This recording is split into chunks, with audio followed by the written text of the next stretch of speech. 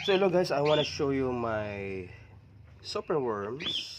Ito yung mga male darkling natin mga buddy. Iyan na po sila. So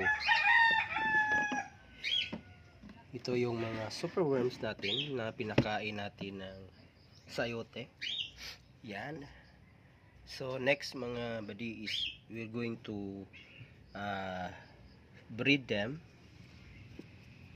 And gagawin natin ito sila na darkling. So kapag gagawa tayo ng darkling mga badig, so we need this mga lalagyan natin. So ito yung mga nagawa natin, ipakita ko sa inyo.